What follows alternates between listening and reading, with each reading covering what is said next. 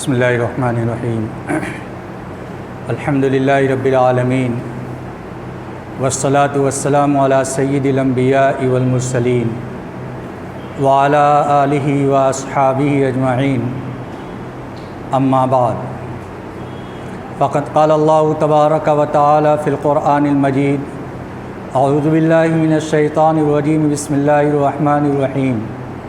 لن ینال اللہ لحومها ولا دماؤها ولکن ینالہ التقوی منکم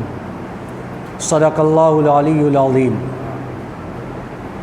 محترم بزرگوں اور عزیز ساتھیوں، ماہ ذی الحجہ چل رہا ہے اور اس مہینے کے اندر پوری دنیا کے مسلمان ایک عظیم یادگار کے طور پر اپنے مال کی اور جانور کی قربانی پیش کرتے ہیں، جس کی نسبت کی بابت صحابہ کرام رضوان اللہ علیہم اجمعین نے اللہ کے نبی صلی اللہ علیہ وسلم سے دریافت فرمایا تھا کہ اے اللہ کے نبی ما هذه الاضاحی یا رسول اللہ، یہ قربانی کی حقیقت کیا ہے، ہم اس قربانی کو کیوں کرتے ہیں؟ حضرت نبی اکرم صلی اللہ علیہ وسلم نے ارشاد فرمایا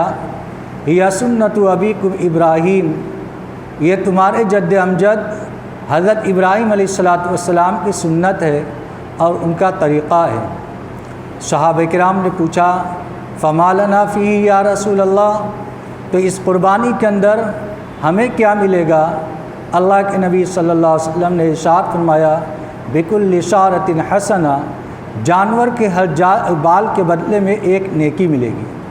صحابہ کرام نے دریافت کیا کہ بہت سے جانور ایسے ہوتے ہیں جن کے جسم کے اوپر بال انگنت ہوتے ہیں، بہت زیادہ ہوتے ہیں، جیسے دمبے وغیرہ، تو اللہ کے نبی صلی اللہ علیہ وسلم نے ارشاد فرمایا اس کے اندر بھی یہی حکم ہے کہ جانور کے ہر بال کے بدلے میں ایک نیکی ملے گی۔ یہ عظیم عمل جب آدمی کرتا ہے تو اس کے پیش نظر یہ بات رہے کہ ہم اس قربانی کو کیوں کر رہے ہیں اور اس کی حقیقت کیا ہے۔ جب اس کے پیش نظر یہ بات ہوگی کہ حضرت ابراہیم علیہ السلام نے جس عمل کو کیا تھا کہ اپنے بیٹے کی قربانی کو پیش کرنے کے لیے جب چلے ہیں اور اللہ کے حکم کے مطابق بیٹے کو ذبح کرنا شروع کر دیا، تو اس وقت اللہ رب العزت کی جانب سے حضرت ابراہیم علیہ السلام کو آواز لگائی گئی وَنَادَيْنَاهُ أَن يَا إِبْرَاهِيمُ قَدْ صَدَّقْتَ الرُّؤْيَا إِنَّا كَذَلِكَ نَجْزِي الْمُحْسِنِينَ، کہ ابراہیم تم نے اپنا خواب سچا کر دکھلایا۔ خواب کے اندر یہ دیکھا تھا کہ میں قربانی کر رہا ہوں، بچے کو ذبح کر رہا ہوں، لیکن ذبح کر دیا یہ نہیں دیکھا تھا، بس جس عمل کو تم نے دیکھا تھا، خواب کو دیکھا تھا، وہ خواب مکمل ہو گیا، اور اس کے بدلے میں حضرت ابراہیم علیہ السلام کے پاس جنت سے ایک دمبا آیا، میڑھا آیا، جس کو حضرت ابراہیم علیہ السلام نے ذبح کیا حضرت اسماعیل علیہ السلام کی جان کے بدلے۔ اب جب آدمی قربانی کے لیے جانور کو لٹائے انی وجہت وجہ للذی فطر السماوات والارض حنیفا وما انا من المشرکین، جب یہ دعا پڑھے تو اس دعا کے وقت یہ استحضار رہے کہ آدمی اس دعا کے اندر کیا پڑھتا ہے کہ میں نے اپنا رخ تمام چیزوں سے کاٹ کر صرف ایک اللہ کی طرف کیا جس نے آسمان اور زمین کو پیدا کیا، اور میں شرک کرنے والوں میں سے نہیں ہوں، یعنی شرک سے برات اللہ کی جانب اپنے رخ کو کرنا، اس کا آدمی اقرار کرتا ہے۔ ان صلاتی و نسکی و محیایا و مماتی للہ رب العالمین، اس وقت انسان ایمان والا کہتا ہے کہ بے شک میری نماز، میرا روزہ، میری قربانی اور میری موت اور میرا جینا اور میرا مرنا سب اللہ رب العالمین کے لیے ہے، اس کے اندر اس کا کوئی شریک نہیں، ہم اللہ کے لیے ہیں۔ ہم آج اس بکرے کو ذبح کر رہے ہیں، ہماری دی ہوئی جان بھی اللہ کی ہے، اگر اللہ کی جانب سے اس کا بھی مطالبہ آ جائے تو ہم اس کے لیے بھی اپنے آپ کو پیش کر دیں گے۔ یہ جذبات ہونے چاہیے۔ قربانی کے ایام میں اللہ کے نزدیک سب سے زیادہ عمل جو پسندیدہ ہے وہ پسندیدہ عمل قربانی کا کرنا ہے۔ حدیث کے اندر آتا ہے ما من ایامن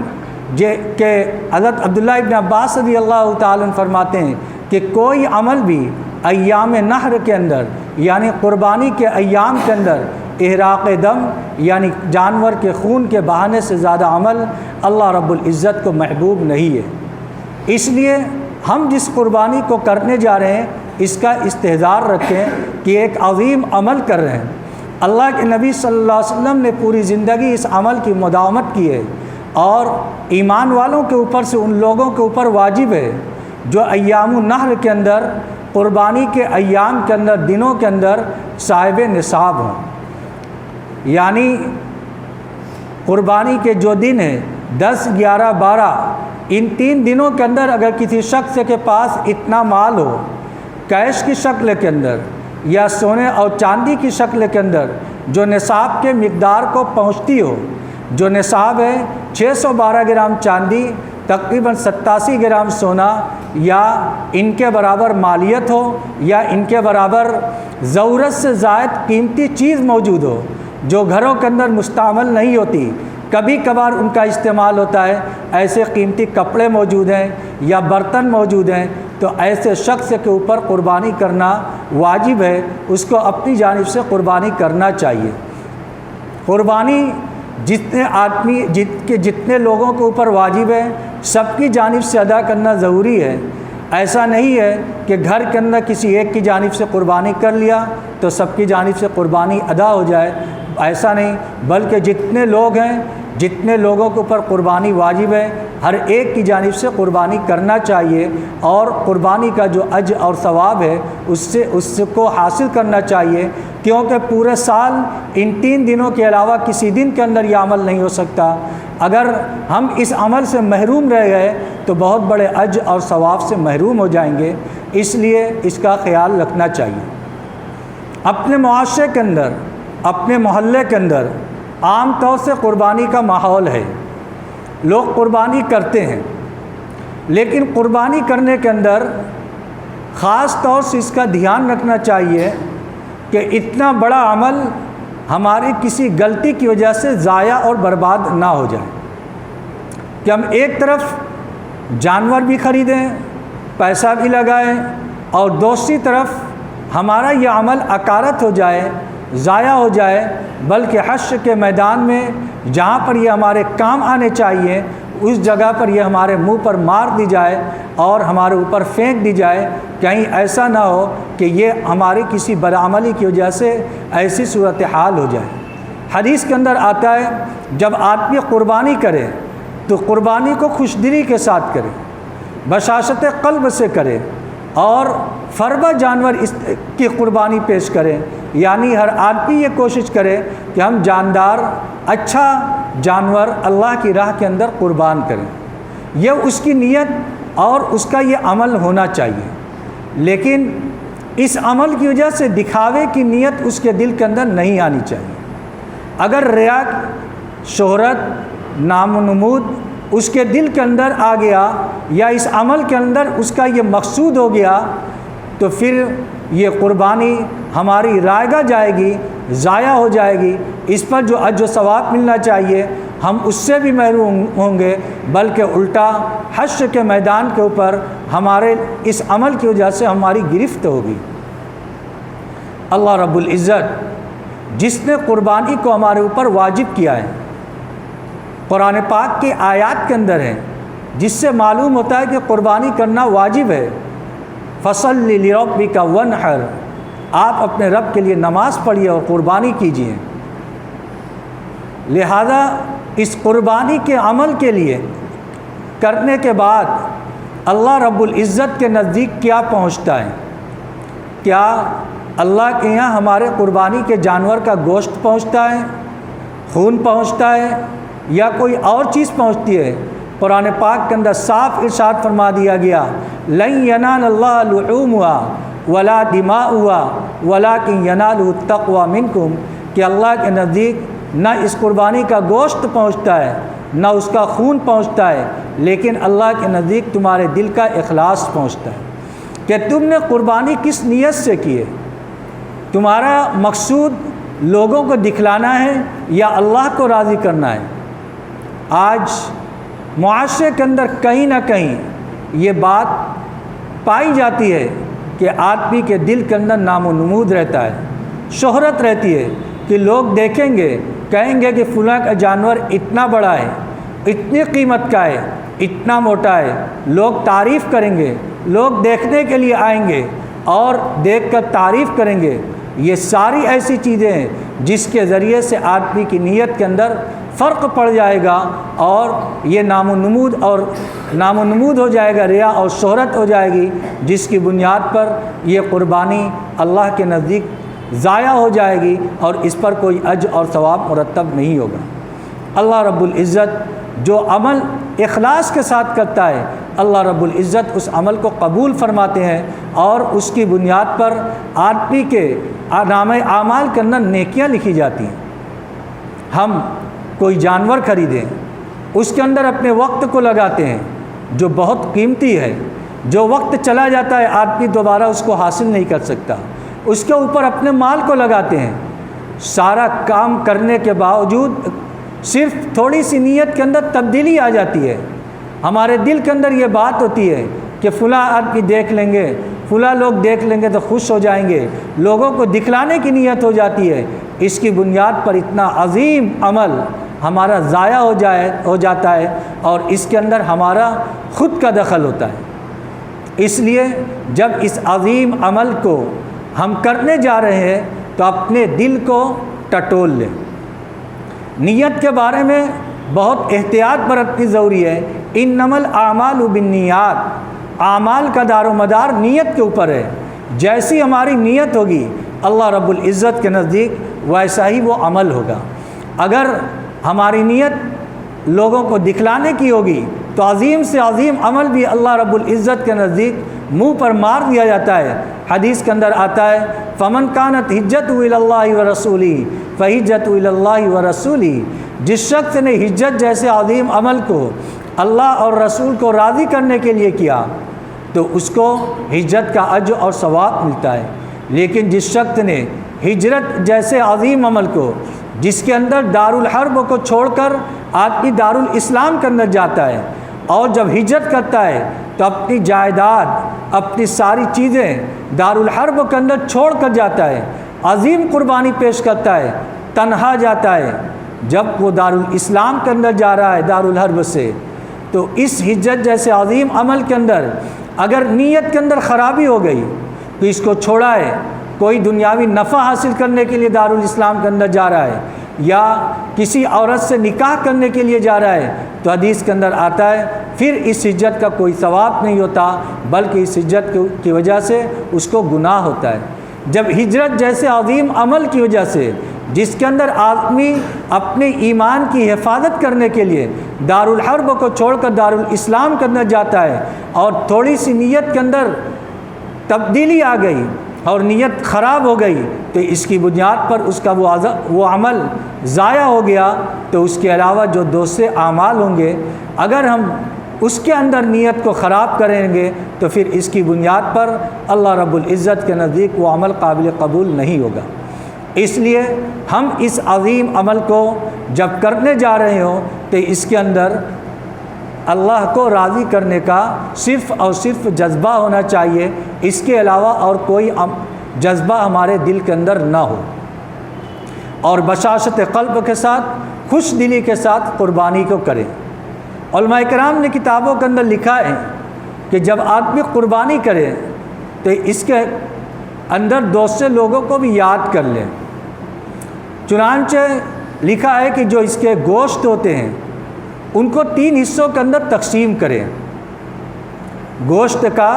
3 حصہ لگائے، ایک حصہ غربا فقراء کے لیے ہو کہ اس قربانی کے جانور سے جو گوشت حاصل ہو رہا ہے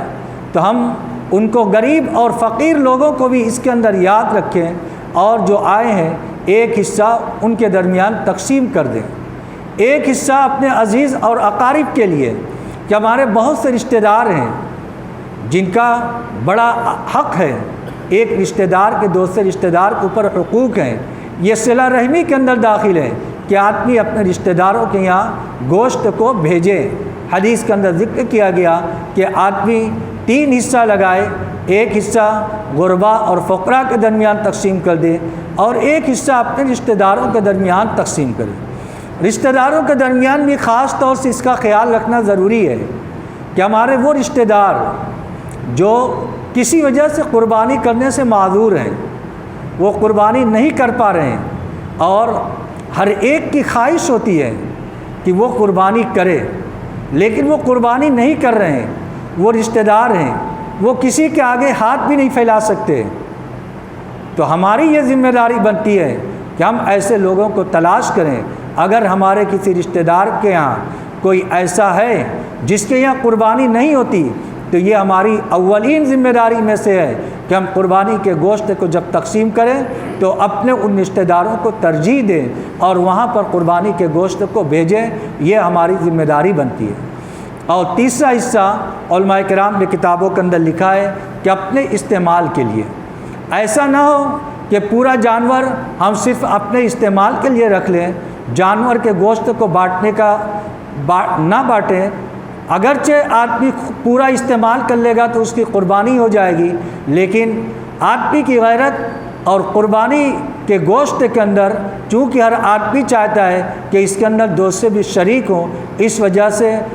ہمارے محلے کے اندر بہت سے لوگ ایسے ہوتے ہیں جو ایسی جگہ پر اپنی قربانیوں کو بھیجتے ہیں، کرواتے ہیں، جو غریب علاقے ہوتے ہیں جہاں پر کوئی قربانی کرنے والا نہیں ہوتا وہاں پر جانوروں کو بیچتے ہیں، یا افراد سے بات چیت کر وہاں پہ قربانی کا نظم کرتے ہیں، اور لوگ اسی لیے کرتے ہیں تاکہ قربانی کے ایام کے اندر ہر جگہ گوشت پہنچ جائے اور لوگ اس گوشت کو بھی کھا لیں۔ اس لیے 3 حصہ کریں، اپنے لیے، رشتہ داروں کے لیے اور فقراء کے لیے۔ اور دوسری چیز جو یاد دہانی کے طور پر ہے، جو پچھلے جمعہ میں ذکر کی جا چکی ہے کہ ایام ذی الحجہ، یعنی ذی الحجہ کے ایام کی اہمیت اور عظمت بہت زیادہ ہے، لیکن ہماری جانب سے غفلت ہوتی ہے، دن کی بھی غفلت ہوتی ہے اور رات کی بھی غفلت ہوتی ہے۔ اس کے دن کے روزے کو سال بھر روزوں کے برابر قرار دیا گیا، رات کی عبادت کو شب قدر کے برابر قرار دیا گیا، لہذا جو ایام گزر گئے وہ گزر گئے،